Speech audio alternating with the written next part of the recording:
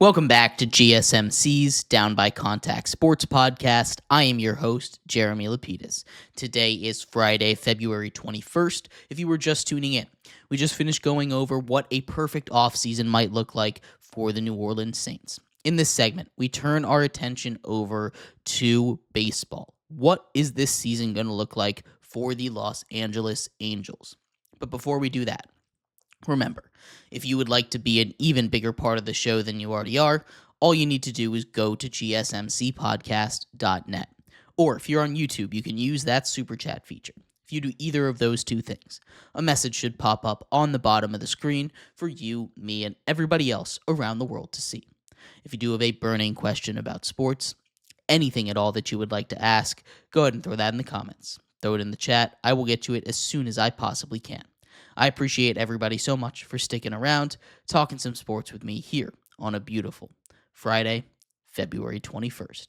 But like I was saying, we are going to get into what this season outlook is for the Los Angeles Angels. The Angels come in off of yet another bad season, finishing 63-99.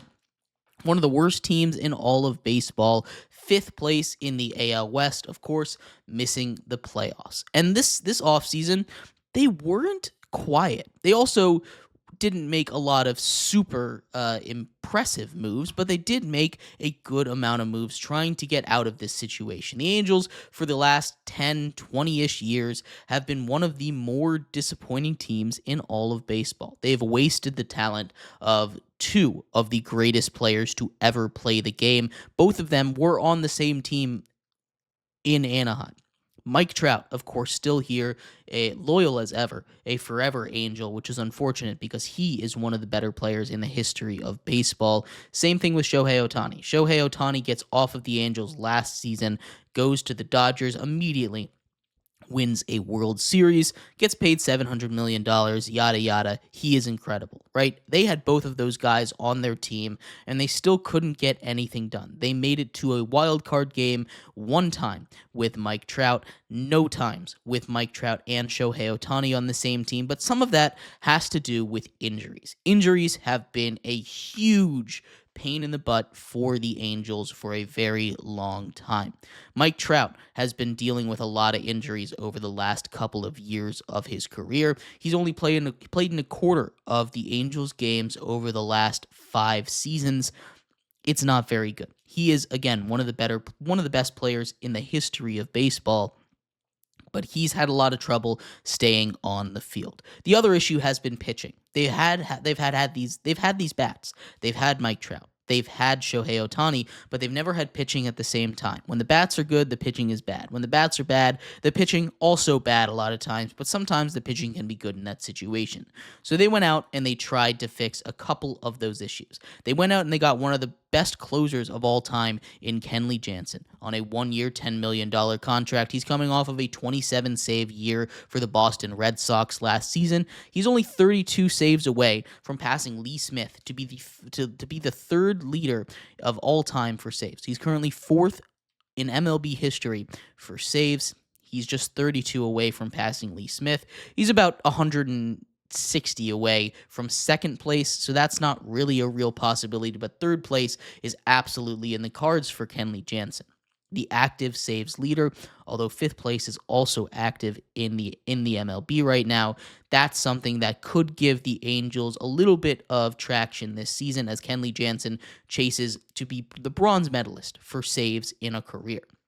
They also bring in a couple of former White Sox. Infielder Yoan Moncada on a 1-year, $5 million year, who had a pretty solid season, albeit in a very limited sample size, just 12 games, a triple slash of 275, 356, 400, as well as Tim Anderson, who had a disastrous season in Miami. He got a minor league deal, but he's a guy that has played MVP caliber baseball in the past, not even that long ago.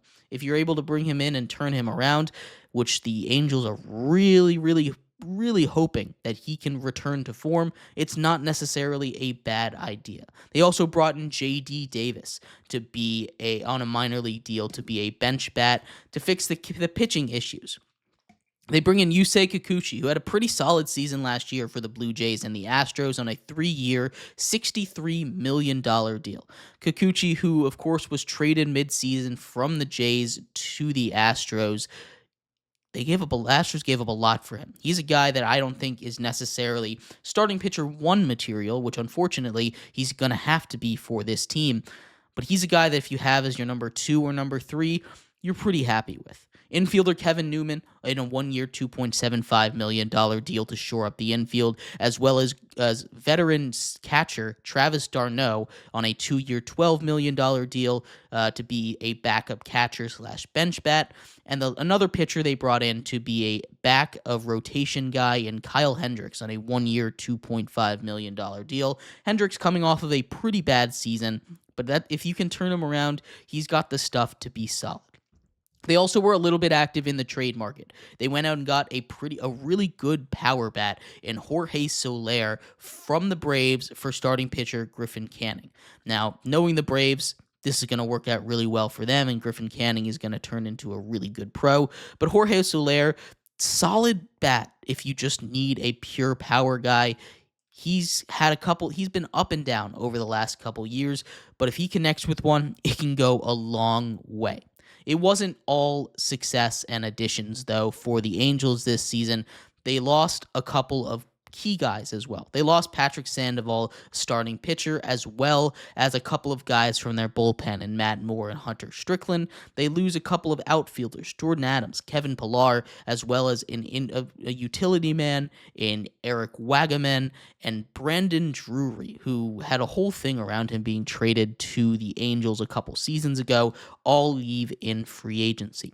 No one particularly that you're scared of leaving, but this isn't an offseason that really is super inspiring. A couple guys that can make a big difference if they're on a good team, but they're not really going to raise the floor for this Angels team unless you can have a Tim Anderson come back, which would be insane. It'd be really cool to see, though. The projected lineup for this team: Taylor Ward leading off in left field. He's really come up over the last couple seasons, as well as Luis Rengifo at second base.